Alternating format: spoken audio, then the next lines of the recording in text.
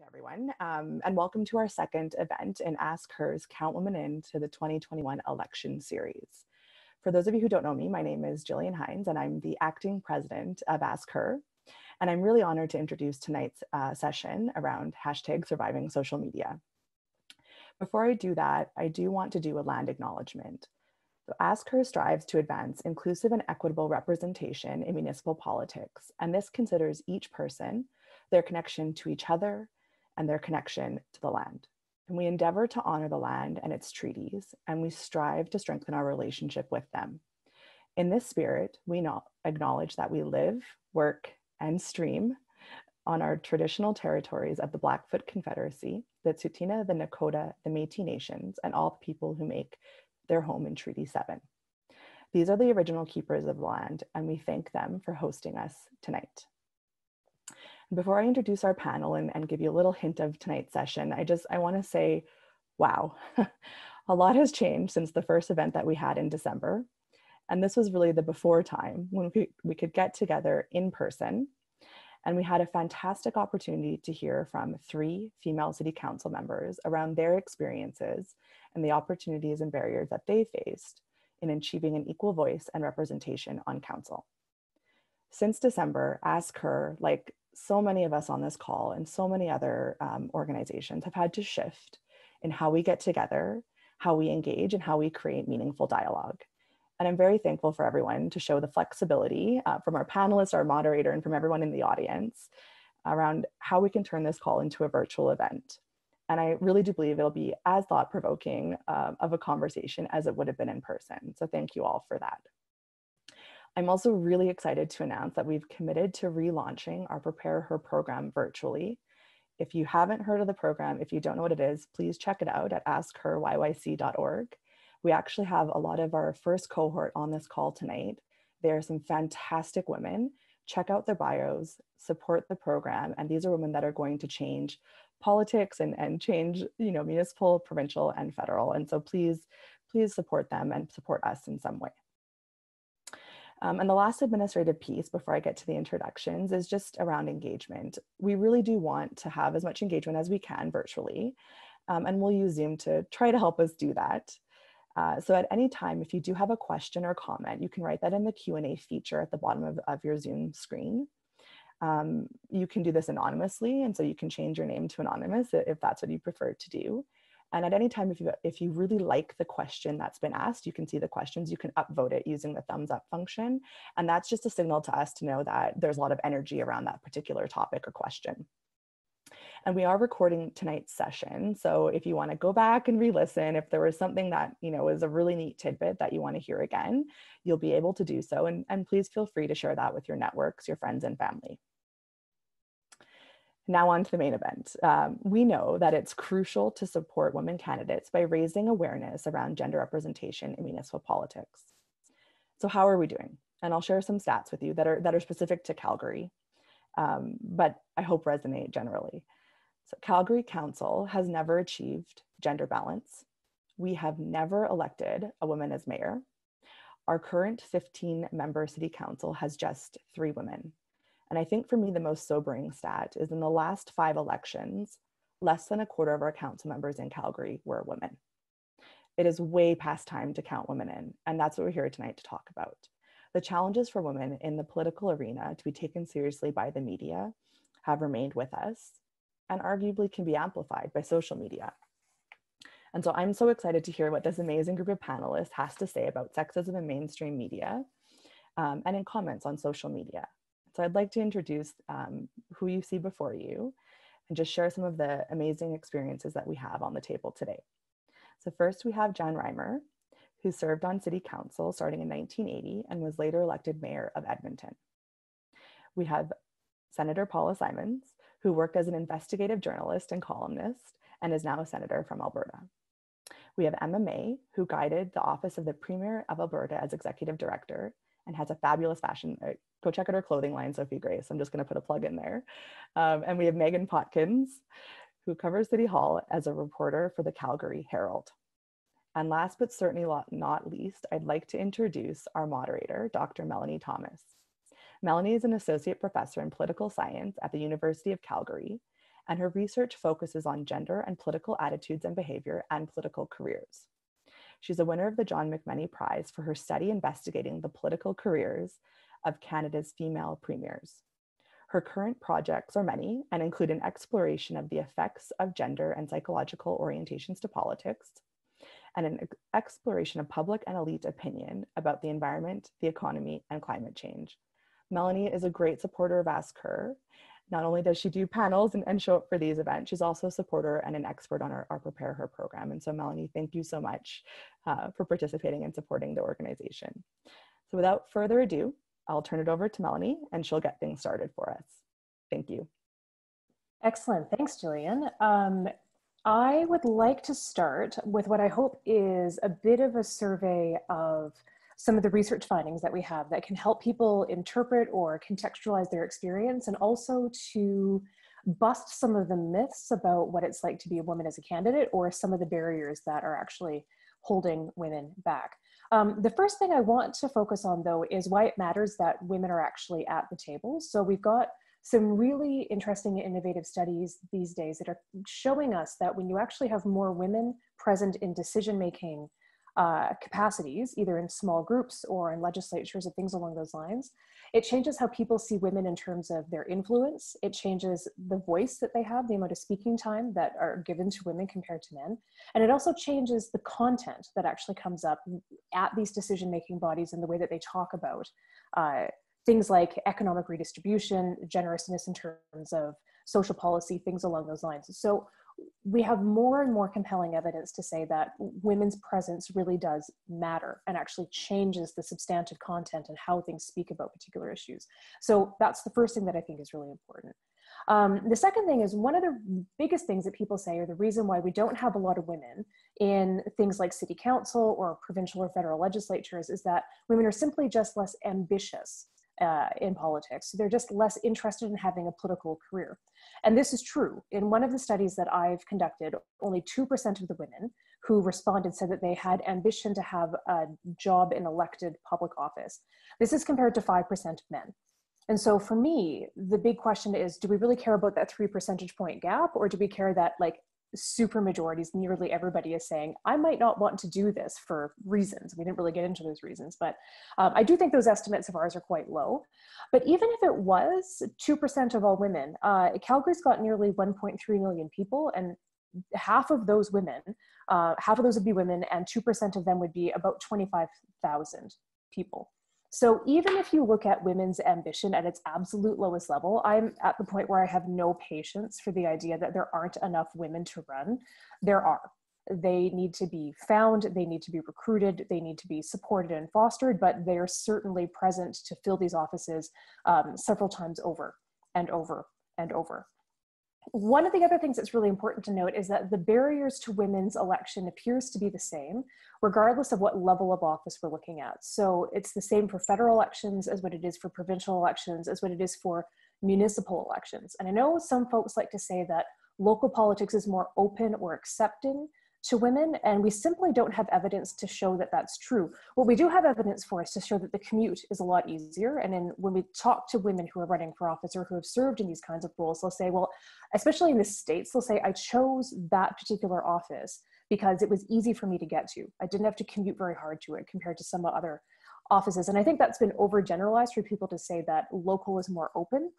We don't have evidence to suggest that's the case. And so at least there's a solidarity amongst folks who do want to run to know that the barriers that are related to gender are going to be similar across these levels, as opposed to being different depending on the kind of office that you pick. The other thing we know, though, is that when women run, they win. We have looked really hard to try to find evidence that voters in Canada discriminate based on gender, and we cannot find it. Admittedly, the evidence that we have is skewed towards the federal level because we've got the best data for the federal government, but when women run, they win. This does not mean that some voters aren't sexist. There certainly are lots. I have a few studies where we come up with new and creative ways to get them to tell us what they actually think about sexism and how sexist they actually are, because most people do put a filter on this. So this is not to say that people aren't sexist, but it means that they're not using that to inform how they vote. Other things like party, other contextual considerations tend to overpower those. Where we see this mattering at the federal level and at the provincial level, or anywhere where you're actually using parties to organize candidates, is that we have better evidence to show that parties systematically will put men in better seats, safer seats, and they're disproportionately more likely to put women in places where they think another party is going to win. And so we can talk an awful lot about what this means for political parties. This also holds for incumbents and for safe seats. When we look at this, the women who are incumbents are usually more precariously placed in terms of competitiveness, where other parties or other candidates are very strong. And we also see this replicated for open seats. So this isn't a thing where there's just lots of men who hold public office, or that the problem will just be fixed if we just deal with open seats more differently. The evidence that we have suggests that this isn't happening, and it's something that's not going to organically fix itself, unfortunately, unless all political parties start to nominate 50% of the candidates as women. And even if they do that, they need to make sure that they do that in places where their party typically wants to win. Now, for me, as a political scientist, I really like to place a lot of emphasis and blame on political parties. But if we're talking about Ask Her, this is it's geared towards the city council. Calgary is not a city that has political parties organizing its city council. Montreal does, Vancouver does, Calgary does not. And so what this means is that we have to start to look at other things. And this is why I think the media is a really important thing to focus on. Here's what we know about women who run for office and hold elected office and political positions when it comes to media coverage.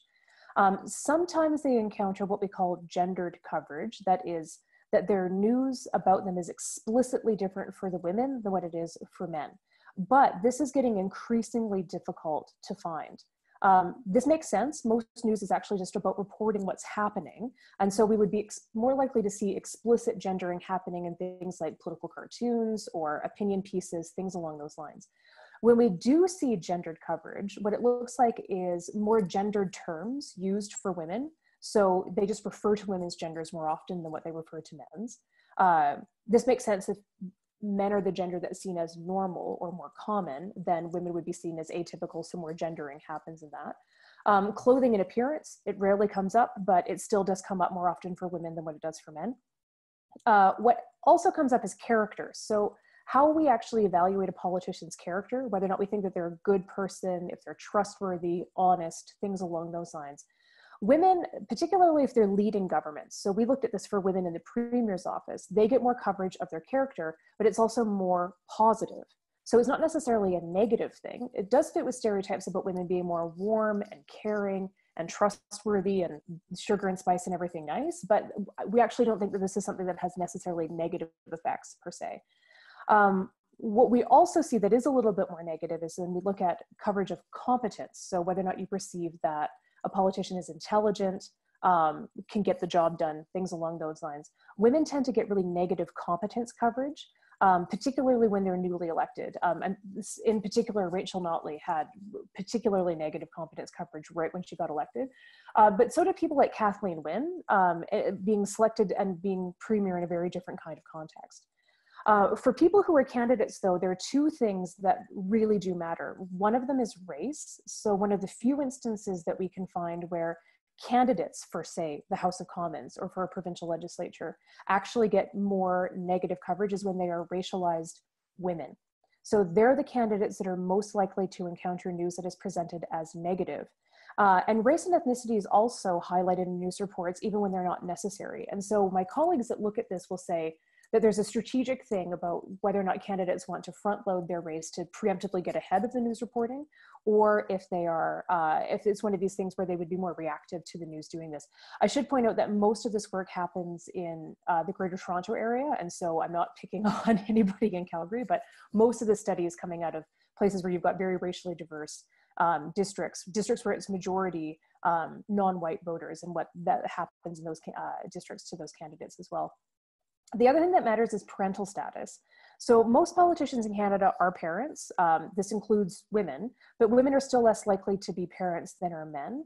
What women tell us, though, is that they're not as comfortable communicating information about their parental status, about their kids, things along those lines, because they think they have safety concerns that men just never tell us. Like fathers just don't seem to have those kind of safety considerations. And when we speak to women about this, they say, I know it puts me at a strategic disadvantage. but I'm still not prepared to put my kids and my family into the public sphere like that. What's interesting about municipal politics with this is that we see bigger gaps for city councillors. So cities where you've got full-time councils, these are the politicians that we know are least likely to be parents. And so that's certainly something that merits more research. Places like Nova Scotia have instituted things like province-wide maternity leave for city councillors. Alberta doesn't have this, but it's something to consider as well. The last thing I want to point out is that we have really new, fascinating research about the effects of social media. And contrary to, I think, what most people think about this, research is showing that for candidates who are, or people who have run, people who are considering running, and for people who said, there's no way I'm ever going to run, the conclusion that the scholars draw from this piece is that online harassment doesn't actually act as the chilling effect that some people think that it does. What it does do is make people fully acknowledge that politics is a bit more of a hostile working environment, but the people who choose to run say, this is something I will strategically consider, it's something I can mitigate and know about it, and so I can build a plan around it.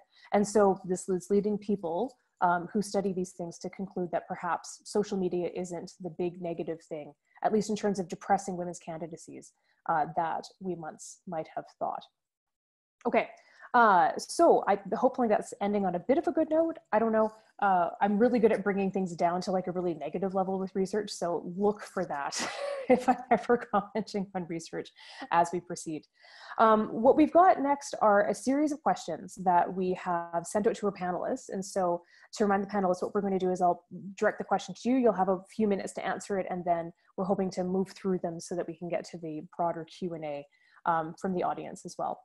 So the first question goes to Jan Reimer, because Jan, your experience as mayor spanned a period of time where the internet wasn't predominant. It was much more likely to be television or newspapers. And so we're hoping that you can tell us a little bit about your experience with what the media was like when you were serving as mayor of Edmonton, and then also how you've seen the challenges for women who are in politics evolve since your time in office. Yeah, well, it's been an interesting journey, that's for sure. And I'd first like to acknowledge I'm here on Treaty 6 territory and Métis Region 4, so a little bit further north. But I think when we look at like what was the relationship with media, it was really varied. And there was a much bigger media corps at City Hall at the time.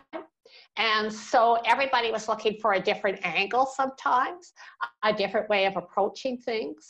And there was always this thing about not being too close because they didn't want to like you. I remember one reporter saying, I can't really like you because then that will bias my reporting. It was an interesting kind of journey around how the media would look at this. And you had the individual reporter, but you had also their editors, and you have the ownership of the media. And so a lot depended on who owned it, what the editor's agenda was. I've had reporters apologize to me that what they wrote was not what their editors presented.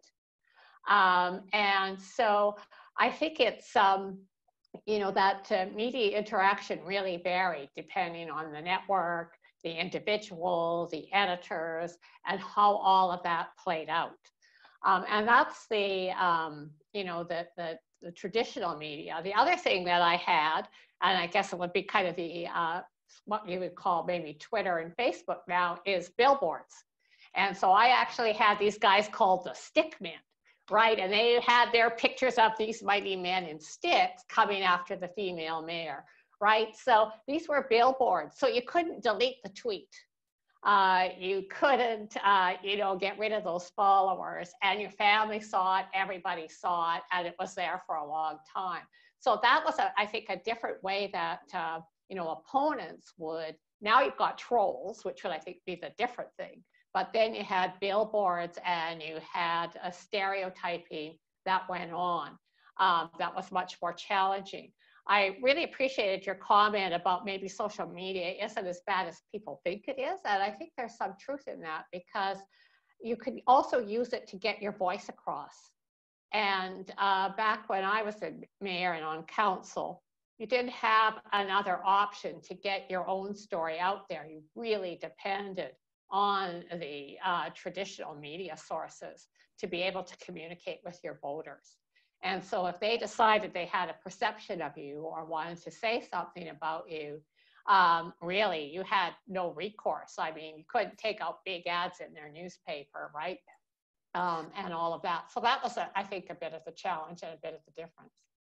That's a really interesting point, the idea that the internet facilitates an unmediated presentation between people who want to seek public office and the people who are voting for them, whereas before it would have been mediated through the media.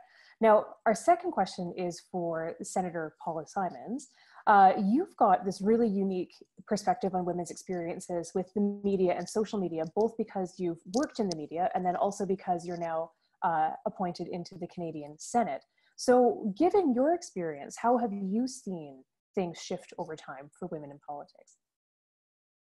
And you're still muted, by the way, sorry.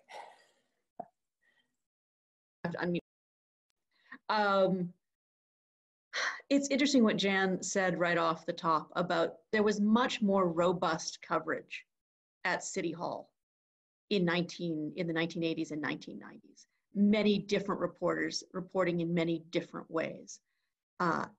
And I don't want to romanticize that period because certainly there were challenges, but I think it is worth noting that when Mayor Reimer entered political life, there were 5 women on Edmonton City Council. And there were 5 women, I think, for most of the 3 terms, 6? Yeah, I mean, yeah, including, so I mean, that was gender parity, and that was 20 years ago. And so it's a bit shocking that we've gone this far backwards, but that is not the question you asked me. The question you asked me was about social media. How women's experiences have changed over time. Yeah, I mean, I used to get hate mail and angry phone calls when I started working at the Journal. I actually just found this tonight when I was cleaning up. This is a hate letter that I saved for a really long time. It was handwritten on pretty note paper. See the pretty bird? It's got a little blue jay and a tree. And it ends by saying, God will punish you for your sin in this lifetime and in Hades for all eternity, with 4 exclamation marks. Regards. So, I mean, I got hate mail. I saved that one because it was special. But I have to say that Twitter, where I've been for 11 years, has changed in a really ugly and cancerous way. When I started on Twitter 11 years ago, it was this wonderful way to speak directly to people, to feel a part of community. And the Edmonton, you know, the hashtag YEG community was delightful and strong and sparky, and you had good debate and good public policy discussion. And it was kind of where the cool geeky kids hung out, if you can be both cool and geeky at the same time. And over the last couple of years, there were always trolls, but what we have now are these sort of organized troll armies and bots and international, you know, ne'er-do-wells and people who are making mischief for the sake of making mischief, people who have weaponized Twitter in a way that is particularly ugly. And for a woman in public life, the amount of misogyny and hate and sexualized abuse is really remarkable. Now, I've spent 11 years on Twitter and I have developed a hide like a rhinoceros, so I'm not asking for anybody's sympathy, but I would take with a grain of salt people who say that that is not a disincentive, because if they're saying that, I don't think they know what they're getting into. And I know Emma, from her position in Rachel Notley's office, I mean, the amount of vitriol. Actually, I was in Prentice. Oh, yeah. Why did the say? I don't know. I think because I'm not. I think because I'm not really part of the Team Kenny, so everybody thinks that I was thinking to myself, but she was in Prentice's office, and then the note said she was. I thought, oh, okay, I guess I have too many things in my brain pan. All right, so. But the amount of sexualized gendered abuse is truly extraordinary. The sexual violence in the commentary and the homophobia and the transphobia. And, you know, this is not a new phenomenon. When I was covering the Alberta legislature, there was a prominent female cabinet minister, conservative cabinet minister, and somebody hacked her Wikipedia entry to say that she was trans and that she'd been keeping it a secret. And I had to phone her chief of staff and say, look, I'm not doing a story about this. I'm not giving this any oxygen, but you need to know that you need to get to Wikipedia and get them to take that down. So far, no one has hacked my Wikipedia page to say that I am, you know, a bearded lady from the circus. But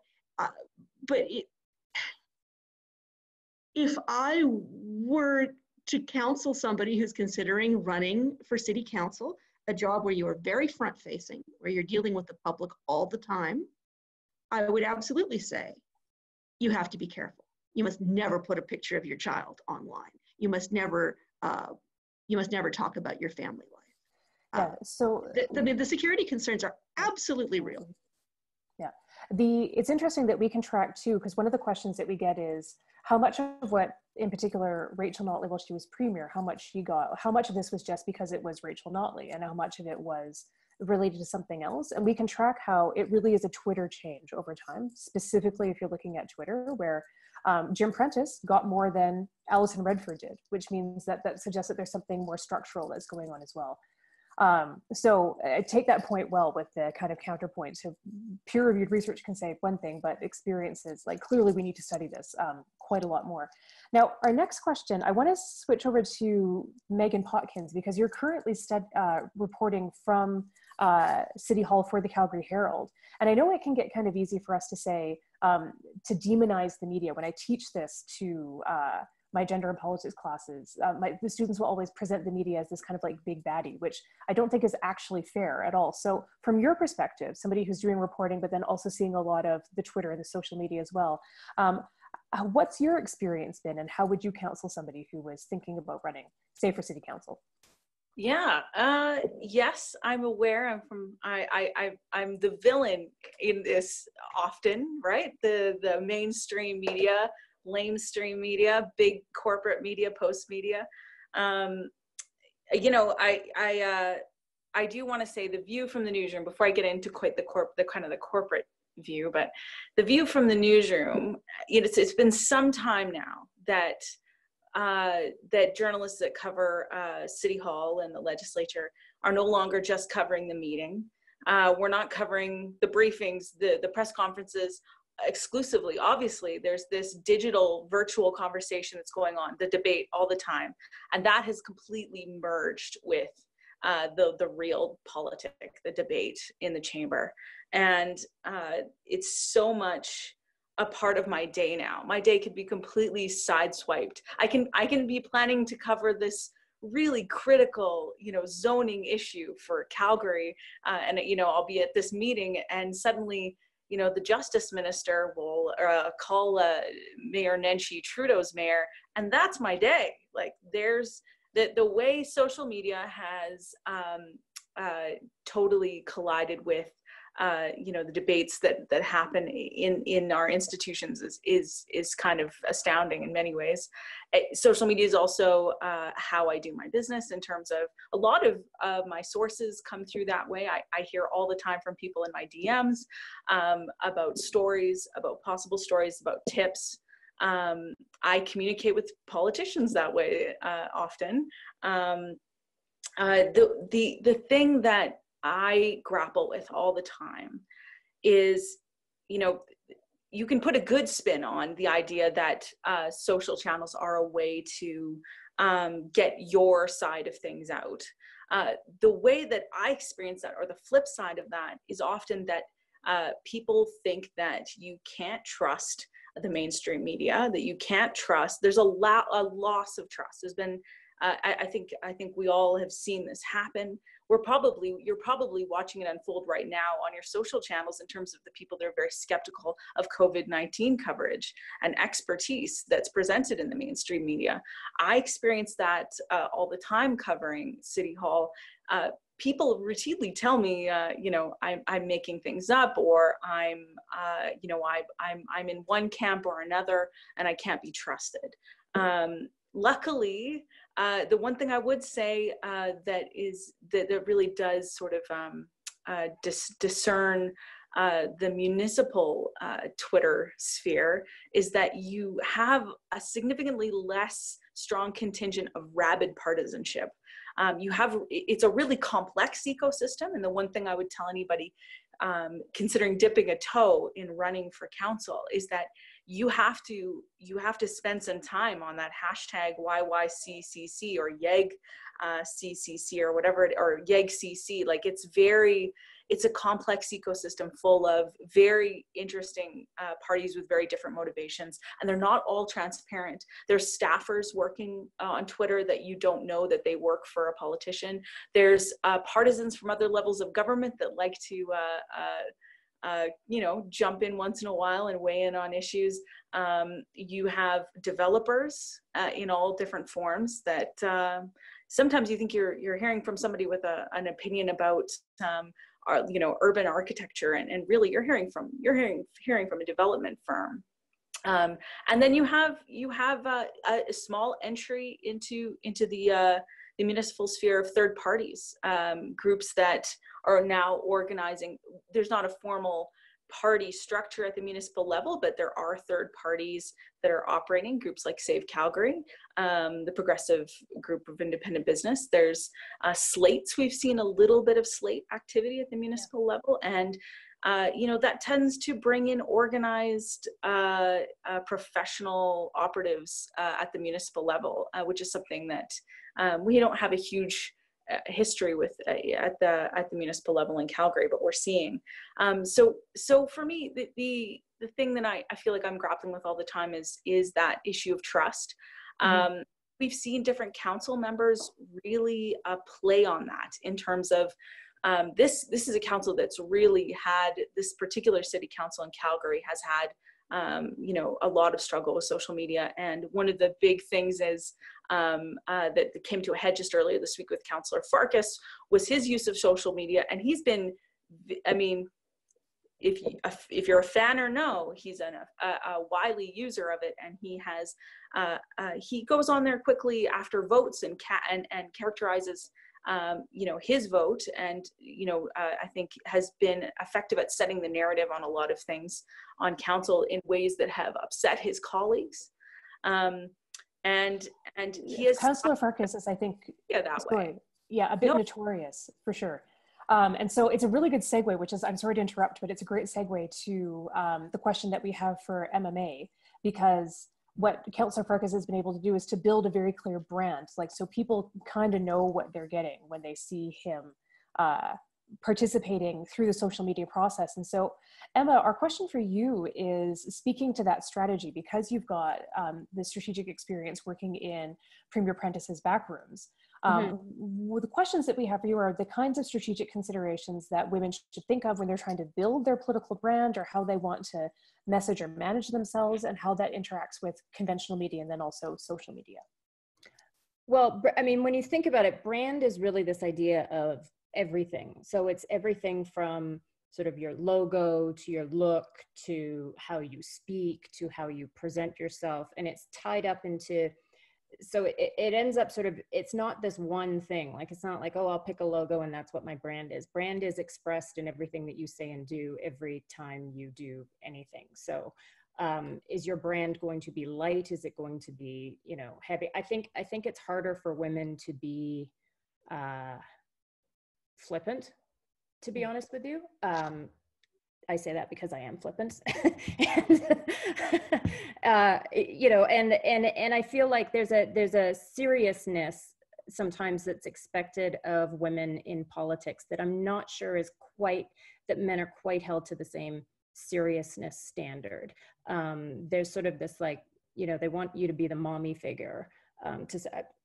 I know I'm going out there, maybe, and people can completely disagree with me. I'm totally open to that. But I feel like we haven't quite moved to this place yet where we've got, I think AOC is probably a really good example of someone who's developed a brand for herself that's she's young and she's energetic and she's got a powerful voice and she uses it, and she's developed herself as someone who's, who asks the right questions and who knows how to, really hit her targets hard. God, and I'm totally forget who this other woman is. Who's the other US? I'm going to the US right now because I think there's some, I think in the US people are sort of developing more of their own brand as opposed to party brand, right? Like, and so I think what happens is up in Canada, she's the incredible questioner in Congress. She's a California she's a California Congresswoman. Anyway, Katey Porter, thank you. Yeah, Katey Porter is who I was thinking of. And she was former litigator, and she just gets in there with her. And so her brand is really about asking the hard questions. It's about being uber prepared, right? Like, I don't think there's a single hearing that she comes to that she isn't more prepared than everybody on the hearing, and she brings the receipts every single day. So those are two women who I think have really, managed to shape their brand. Here, when you're dealing with when you're part of a party system, the brand becomes also part of the extension of the party. Now, with someone like Rachel Notley, she was able to really develop, she was the brand, right? Like the NDP party, when she was running against us in 2015, most of the people who were candidates, like, nobody recognized their names on the signs. And in fact, most of the signs were just Rachel Notley signs, lawn signs, when you walked around. So she was someone who really was able to, and then as through the course of that, it expanded, and you saw someone like Shannon Phillips take a really develop her own brand within that space. So, I mean, I think you have to be less, I worry that you can't be as flippant as a woman. I worry that there's a level of seriousness maybe that you have to bring to the role that I don't think is expected of men. And I'm open to have a conversation actually on that with anybody who wants to weigh in. Yeah, this would be a good time to actually turn it over to the other panelists for them to have to weigh in on the idea of strategy and the kinds of strategic decisions that women have to make that perhaps men don't have to consider. I would say that the idea that women are expected to be warmer and more motherly and more serious, or they get penalized for being glib in ways where men can be really quite risible without any kind of penalty, right? But Paula, you had indicated that you wanted to jump in on this one. You're still muted, sorry. Yeah, there we go, great. This Halloween, I'd been invited to speak to grade 9 students at a school in North Edmonton about the Senate. And I was speaking to a standard class and then to a class for kids. It's for kids who are not expected to graduate from high school, the non-academic. And I thought, okay, it's Halloween. They're all going to be hopped up and, full of sugar and excitement and in their costumes. And they're not going to want to listen to a senator talk about the history of parliamentary government. So I dressed like a vampiress, and I did a whole presentation about how the Senate was the undying chamber. This is the chamber where people try to kill it, but always it comes back to life. And they loved it. And we took pictures, and I posted them on Twitter.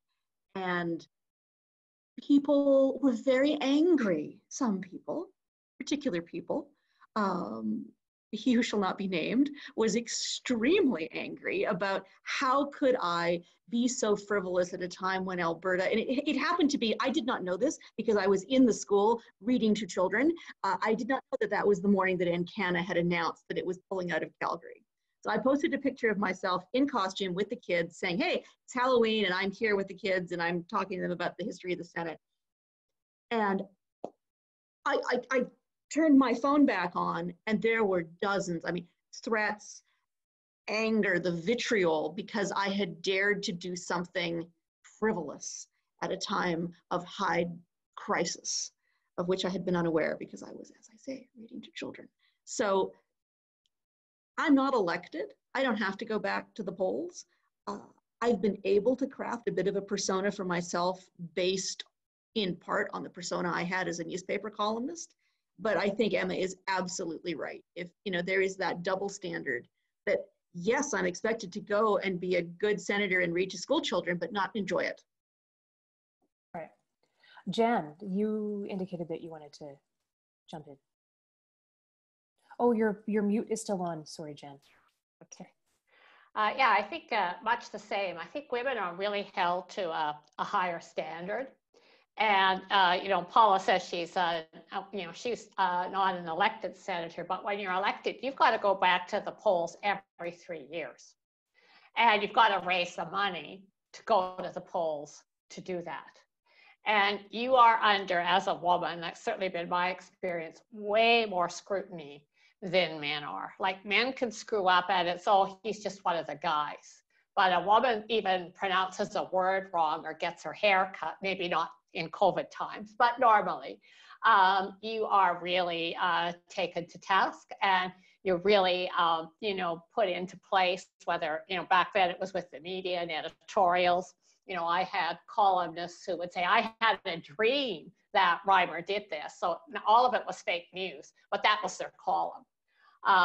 But so I think there is that tightrope, and I think there is a lot more scrutiny that women are under, and women feel it more. And then when you feel you're on that tightrope, then your ability to be flippant, your authenticity sometimes gets diminished because you've got that high level of scrutiny.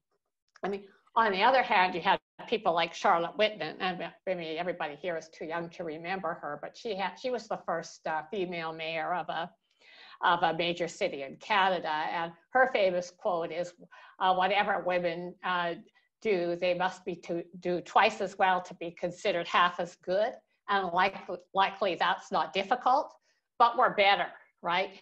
And so often, and so that's the challenge, is whatever you do is often minimized, or others take credit for it, and you're not given that same latitude often that men are.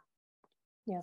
So just to, I want to pivot over to Meghan to get her perspective on this as somebody who would be writing potentially about some of these stories as they come up. But I want to remind our participants that you can add your questions to the Q&A, and that you can also upvote the existing questions that are there. So I'm seeing a few themes that are repeating, and so we'll turn to those next. But before we do that, Meghan, I am curious, because we've got these experiences where social media does give this opportunity for people to give an unfiltered mediation, but then also be castigated for, say, doing something as benign as speaking to a grade 9 class.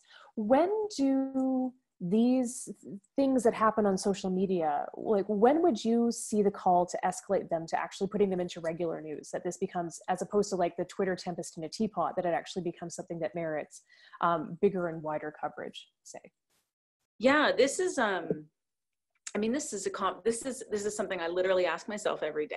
How am I going to spend my day? I do what I do on a daily basis. I have to make a decision every day about how I'm going to spend time and what I can turn around for my editor. There's 3 things any given day that I'm going to do. It's either going to be covering a meeting or an event or a briefing or something, or it'll be chipping away at some enterprise or investigative piece, which is those are always the best days for me. But invariably, a good chunk of my day every day is spent on Twitter, checking to see what the people I cover are saying and doing. Now, about 2/3 of what's on there is scheduled tweets, rote, pat stuff, totally boring, probably written by a staffer, and a lot of that I let swim by me. I don't care. And you know what? A lot of that is because a lot of that stuff exists because exactly what Emma is saying. A lot of what Paula and Jan are saying, which is politicians feel they have to, there's a certain amount of the office that you have to fulfill, and it has to be, put out there, official language that has to go out. But it's also rehearsed or messaging that I think women especially feel they have to stick to. They feel they feel that the constraints to the office more rigidly. They can't be as authentic, off the cuff, and candid.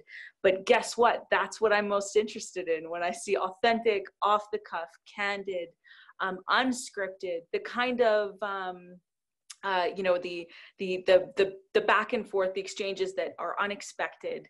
Now, usually it can't be between, I'm rarely going to follow threads between individual constituents and their elected official. But when as I said, when the Justice Minister calls the mayor Trudeau's mayor, or a federal MP weighs in on the Green Line routing and expresses frustration with how transit is being prioritized in the city, I absolutely am. I'm paying attention.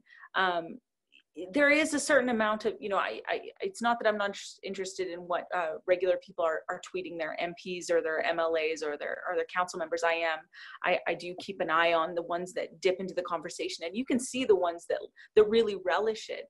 And what was interesting, obviously, about Mayor Nenshi is he was famously seemed to relish the Twitter activity, and he is just, speaking a bit to what Paula Simons is saying about the change in tone on Twitter, he'll say that to you, that he'll say that, a lot of the time he's not the one tweeting anymore. And he was someone who was attached to his phone, 24 hours a day. He's got a staffer now that really responds to most of that and tweets most of the, I know the guy, his name's Adam, he's really nice. But if you DM him, you're getting a staff member, you're not getting the mayor most of the time. And that is purely because the hostility on Twitter, the ugliness on Twitter. If there is a silver lining, it's that there's probably a little bit more nuanced conversation at the municipal level than there is, I think, at the provincial level. I know that based on writing provincial political stories always, and I'm sure federal too, I haven't written too many of those, but I'm sure writing provincial political stories always attracts, I hate to say, there's a dumber, more partisan, more aggressive tone to Twitter at the provincial and federal level than there is at the municipal level. There are really excellent research reasons that we can talk about for why partisanship does that, but that is, I think, an entirely different panel, an entirely different set of research projects for sure.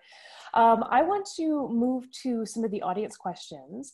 And the first question that we've got from the audience, there's several things that are floating around. So I want to bookmark a couple of things to make sure that we get to them eventually.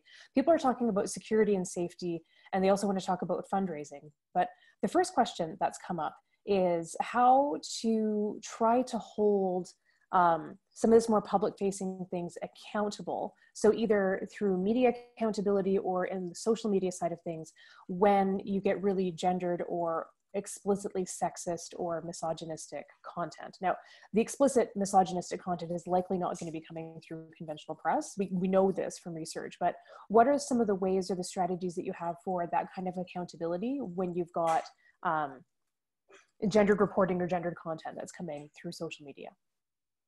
Gendered reporting, I think, is less of an issue now than it was 20 years ago, for the simple reason that there's so many more women reporting and women as editors. I don't, you don't meet that many sexist reporters anymore because there's been a generational turnover in newsrooms. Lots more women and lots of men of a different generation.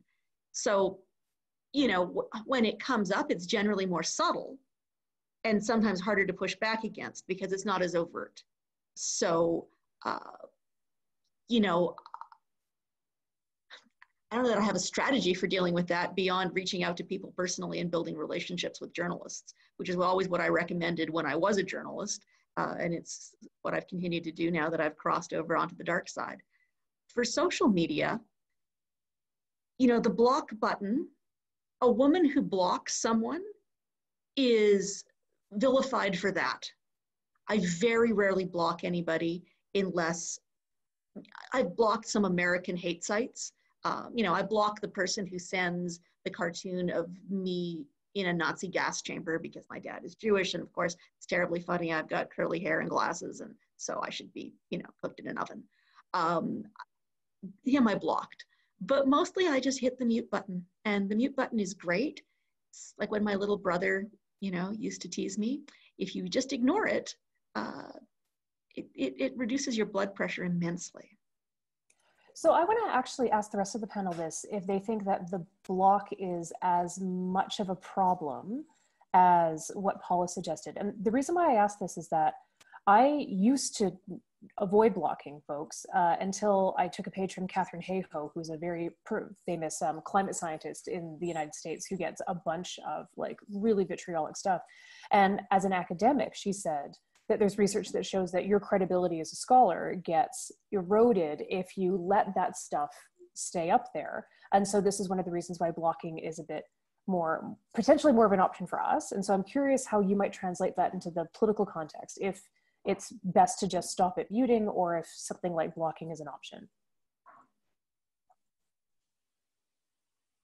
I'll take that. I mean, I think, you know, let's also address the, you know, we have a female MP in Calgary who is known to be very active with her block button. And so there is this sort of idea of, is it Michelle Rempel we're talking about? And so is, you know, and Michelle's also someone who experienced a lot of vitriol on the site and had some experiences, I believe, with the RCMP at some point in time, and so had some security issues around that.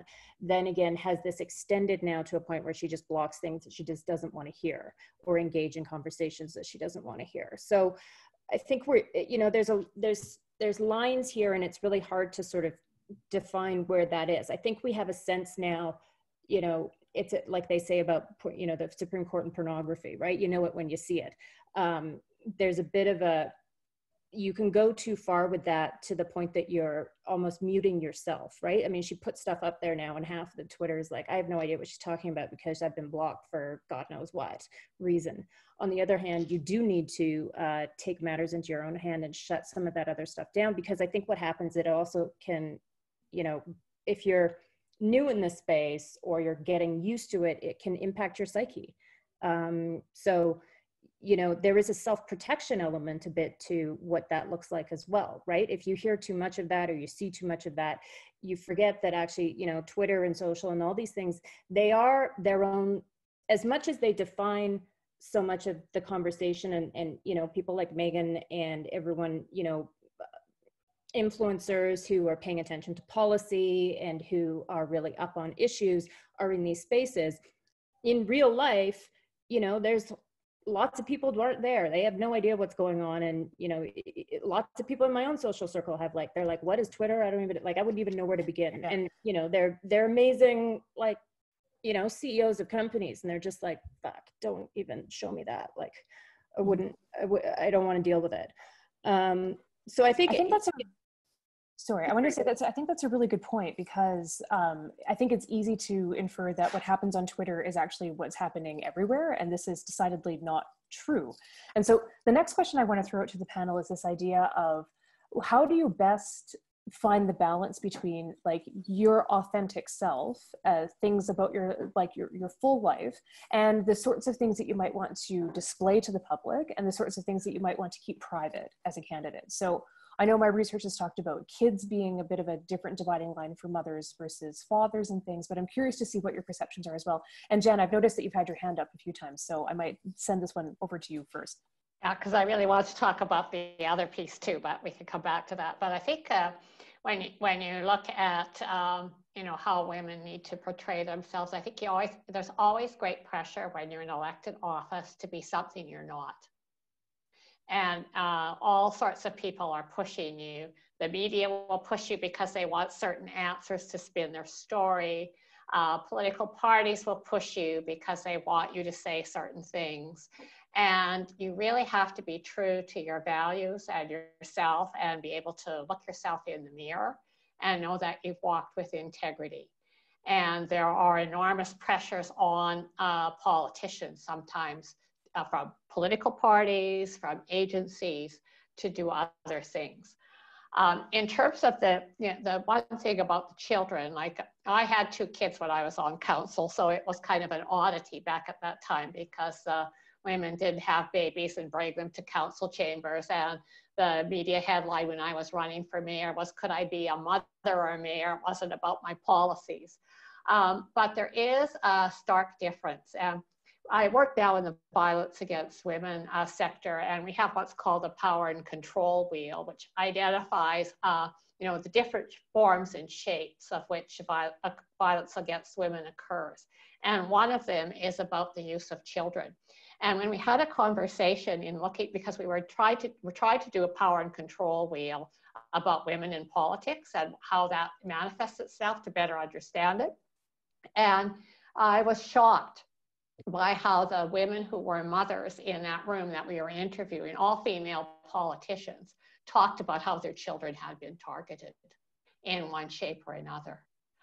So that is a very real issue. And I think, you know, we have to really understand that that is there, and that it can't be denied. And, I lived in a different area with my kids, but like there were all sorts of attempts that people want to see your kids.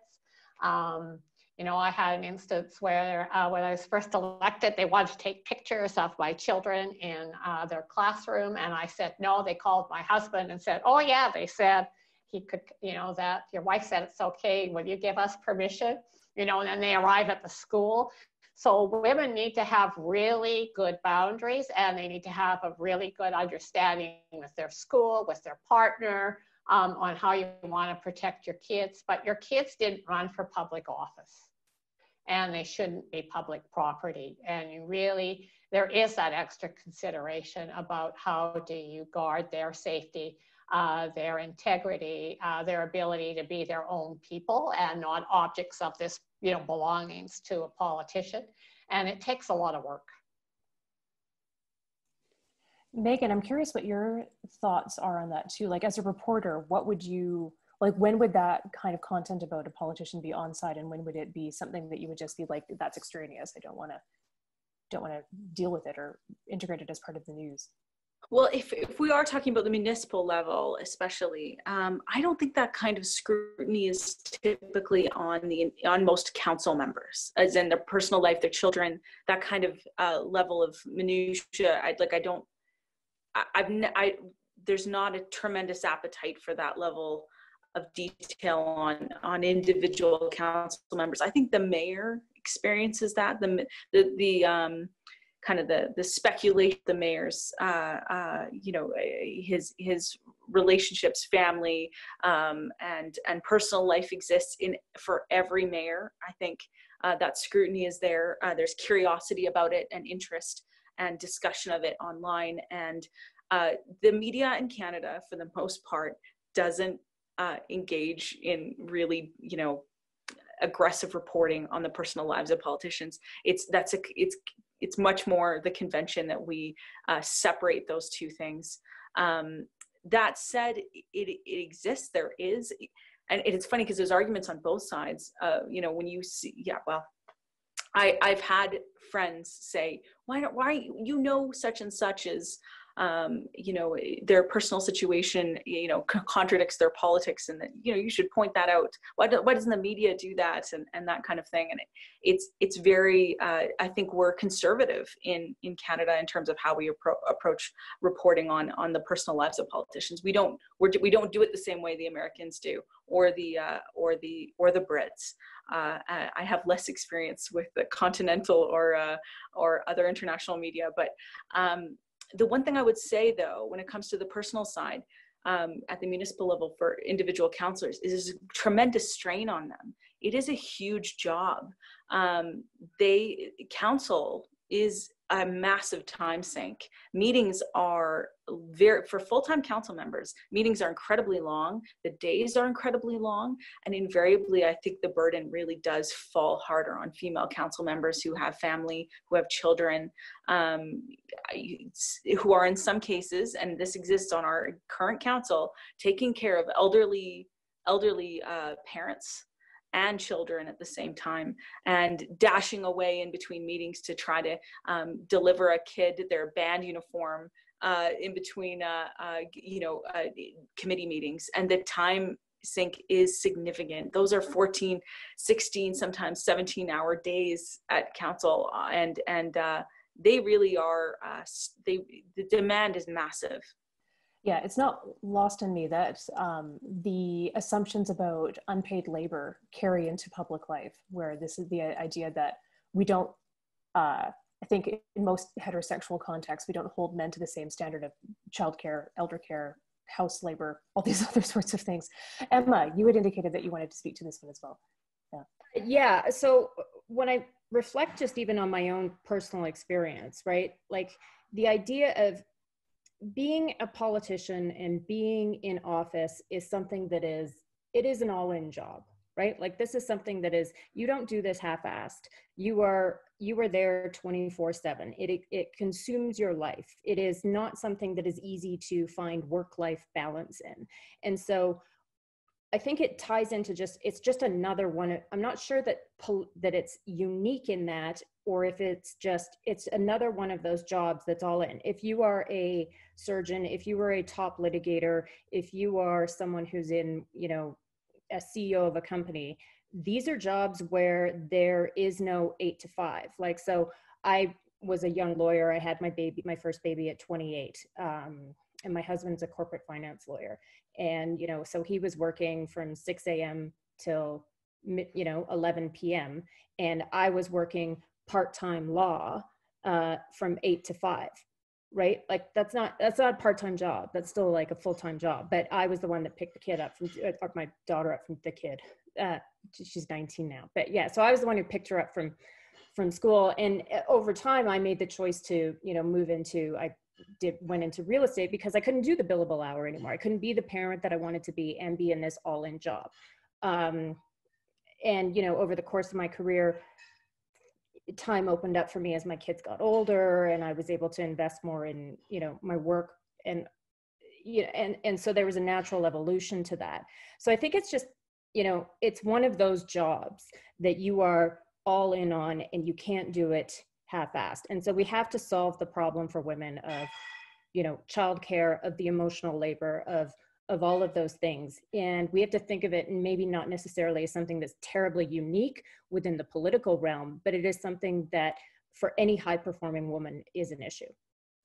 So one of the politicians that seems to be doing this exceptionally well in general, but also in the context of both motherhood and COVID, has been Jacinda Ardern, the Prime Minister of New Zealand, where she had a baby while she's in office, explicitly said things like our child would be looked after like their parent, which will be their father, things along those lines. So is Jacinda Ardern a model for potential candidates to follow? What is she doing well that other people can emulate? And you just want to jump in there. I don't care who you are. It's a lot easier to have a kid when you're established in your career than it is to build your career than it is to build your career when you've got the kid at the same time. So Jacinda is amazing, but she also had a kid after she won political office. So does that make a difference? I think that makes a difference. For professors, it makes a difference too, whether or not you're on the tenure track or actually like post tenure. Like you can tell we either all had our kids during grad school or we wait till we're 40 effectively. Like there's very little middle ground. But okay, so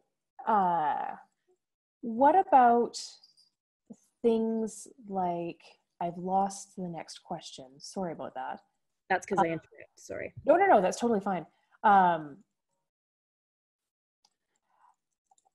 Is there anybody else on the panel that's got questions about or comments about what it means for authenticity, like the kinds of things that women could do in addition to the things that we've already spoken about? Or here's another question that's come through. So what's the balance for women and other folks to strike when they're talking about some of the things that they're experiencing? The question that's come up in particular, so Mayor Nenshi has experienced and been quite candid about some of the racism that he's experienced, but it's not something that he talks about terribly often. Similarly, if you're looking at Kathleen Wynne being the first out head of government in Canada, I kind of got the impression that she was working to minimize some of those, how much she spoke about some of the backlash that she was getting on homophobia as well. So for women, if they're getting sexist backlash, and in particular women of color, if they're getting the double whammy of racism and sexism, how should candidates prepare themselves to deal with this, both in terms of conventional media and also in terms of social media as well, this kind of dual racism and sexism? Paula, go ahead. Yeah. This is really, really hard because if you are perceived to be complaining, you are perceived to be weak. If you are perceived to be complaining, you're whining, you're exaggerating, it can't possibly be that bad. If you can't stand the heat, get out of the kitchen. And so the temptation is to just suck it up and pretend it's not happening. But, you know, I mean, Jan has dedicated the latter half of her career to dealing with, you know, the situations of women who are caught in abusive relationships. You can get yourself caught in a cycle of abuse, not with a partner, but with like all of social media. And then it's difficult to know, because you can pretend to be strong and untouched by it for so long, and then you sort of have to go home and close the lid of the computer and have a little cry, because I never cry. That would be very weak. I would never do that. But I don't cry. In fact, what I do is get mad and yell at my husband and my kid and my dog, and you know, you channel the frustration elsewhere. But it is hard to push back, because to push back is to be seen as acknowledging that they got to you. So one strategy I've heard is that politicians will defer a lot of the management of this to staff. Is this something, and I can see as an analyst pros and cons to this. It's basically dropping the problem onto somebody who's usually younger, also in the context of racialized women who are elected, also racialized women, and like it can create that kind of toxic environment as well. So I'm hesitant to always. Well, first of all, very few people have the luxury of having all that much staff. Fair. I mean, if you're a city councillor, you don't have a whole phalanx of people behind you. I mean, I have a staff of two, one of whom is a woman and one of whom is is this what we're saying now? A racialized man? He's South Asian. It's a generalizable kind of thing. But no, I mean, I don't ask them.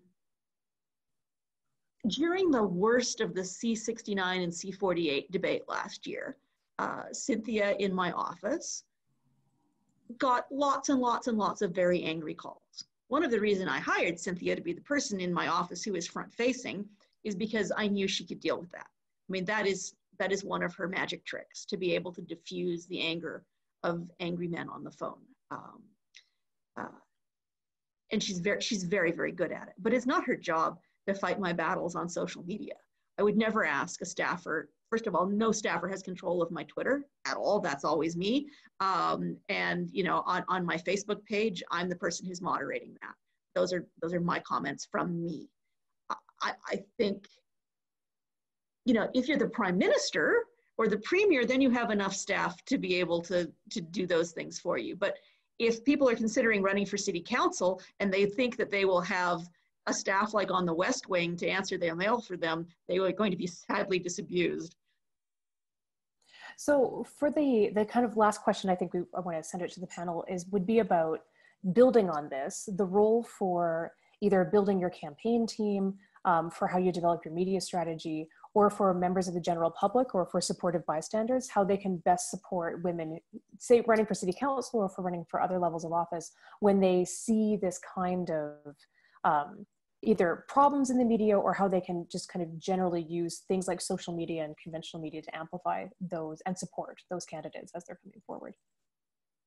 Well, we've certainly seen that in the violence against women movement as an example. And I just go back to, you know, how if you really start holding media, social media, commentary to account, you can make a difference. And when we saw the mass shootings as an example in Nova Scotia, you know, the first headline was this man was passionate about the RCMP. And there was a lot of backlash against that, right? Because he wasn't really passionate. He was obsessive. He was a sociopath, right? And so the Globe and Mail actually changed their headline on that because everybody, you know, pushed back. And then if you kept following that trajectory, then because we as the women's movement were saying there's all these women being killed. You know, first, you know, he did horrible things to his partner. It wasn't even reported. And so we started, you know, a media release to ask the media to ask the RCMP questions about this. And then finally, a reporter from CBC asked the question.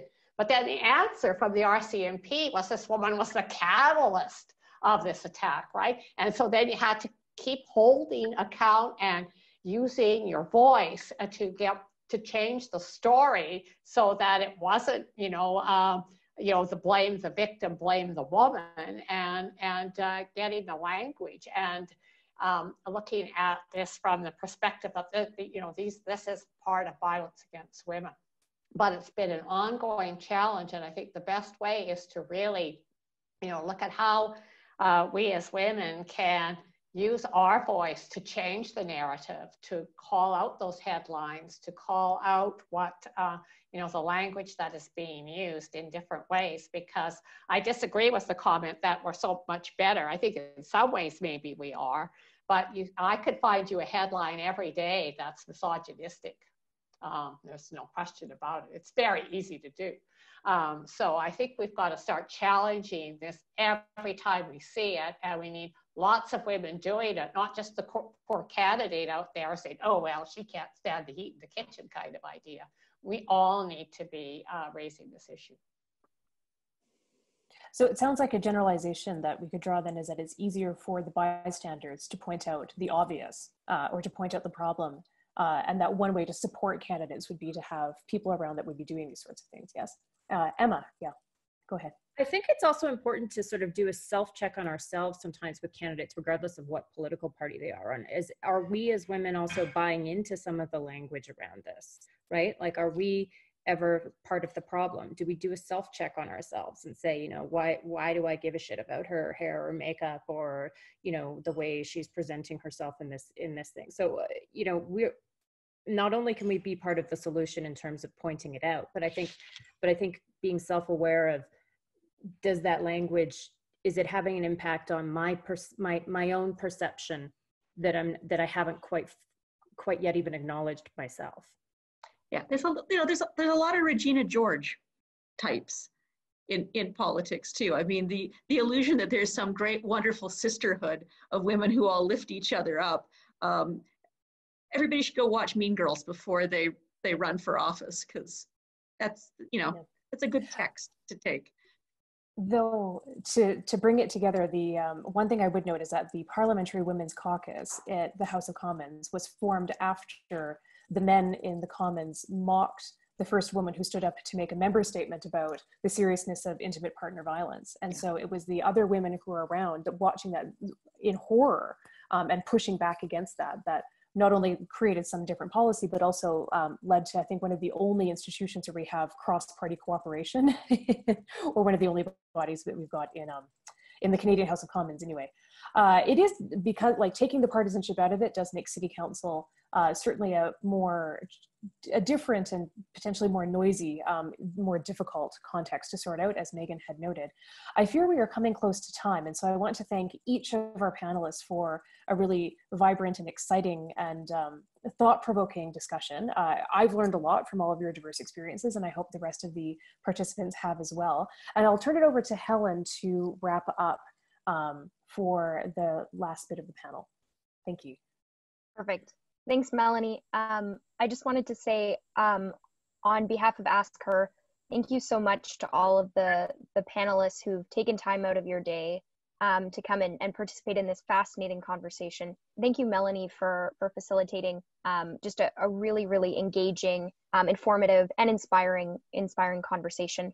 I hope that everybody here tonight is able to give some thought into how they can help women make political progress, play a greater role in our city's politics, either by doing something themselves and putting themselves out there in the next election, or supporting other women who are participating in politics.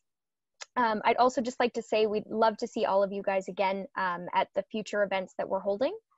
So on October 22nd, 1 year prior to the next municipal election, we'll be holding the final event in our Count Women in Speakers series, which is focused on Women Belong in the House and the Council Chambers, where we'll be exploring how gender roles impact female candidates and the expectations placed on them. And then we're also holding an event in July, on July 27th, where we'll be celebrating the graduation of our first cohort in our Prepare Her program, which is a immersive 8-week program that training on a number of different aspects for women who are interested in running for politics one day. So we'll be doing our graduation in July.